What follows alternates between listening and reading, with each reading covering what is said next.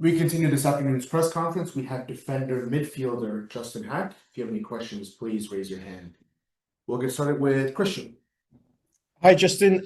Pascal was just asked about his sweatsuit that he is quite fond of. I need to get the player's perspective on this. How is it to wear? Yeah, it's nice. I don't think I would be wearing it in Orlando, but it's a nice sweatsuit. If I can follow up, I think, just past actually the 2000 mark in terms of minutes played this season. As you kind of reflect back, we're about halfway through the season now. Is there anything you kind of feel like you've learned about yourself with that greater exposure and more consistent first team minutes?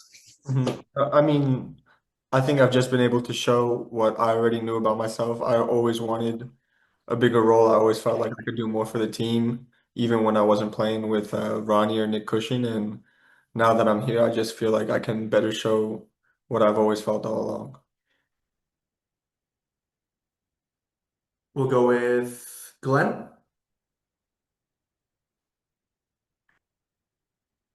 Hey, Justin. What's up? No Thiago Martins for a while. So guess who like the captain of the back line is now? That's pretty interesting how the just the transformation. I'm not going to go back through your years, but still to be in this position now where it's just you're a lock in at left central defense. I don't know if you could have ever imagined that particular scenario. Yeah, definitely. If we would go back a few years and you would have told me I'm left center back playing there every game, I don't know if I would have believed it. But yeah, like you said, now it's going to be a chance for me to step up and kind of help the defense out a lot more when until Thiago can come back. What are some of the particular I mean, it could be Tanasievich with you. It could be Gray. Mhm. He Pascal even talked about maybe Aiden O'Neill dropping in. Mhm. So you could play a back three, however you play. What are some of the you played a lot of minutes now with Thiago Martins. What are Mhm. some of the particular challenges when it's with someone that you haven't played as many minutes with? I think probably the biggest change was just like everyone knows Thiago is one of the best defenders in the league. And especially with the way I play center back, I'm able to go forward and jump a lot more. So maybe, and just because Thiago is so well at covering, he can play 1v1 against any striker in the league.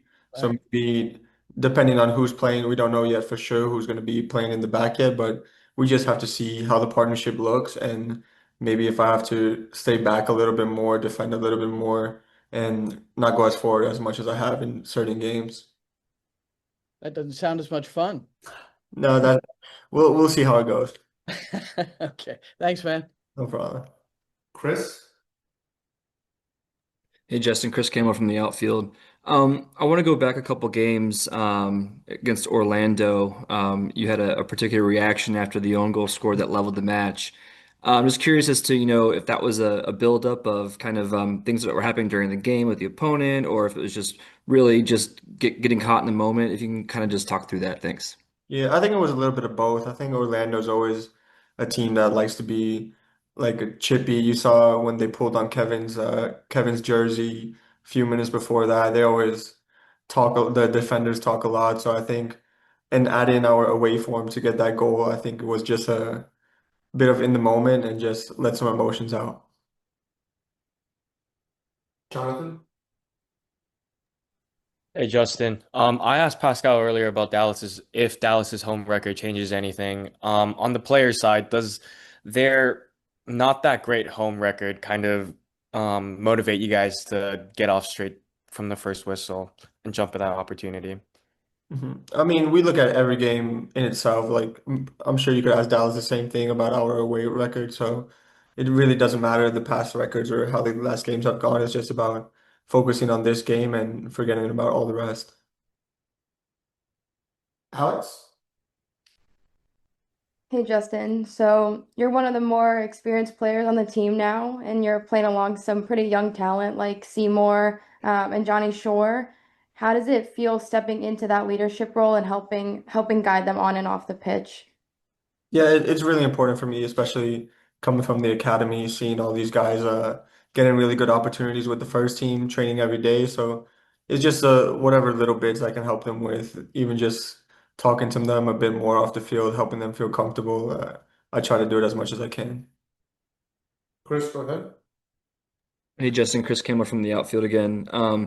FC Dallas has a couple of talented attackers in Peter Musa and Luciano Acosta. I know Acosta's missed the last couple of games, but how are you guys preparing to defend those two players? Thanks.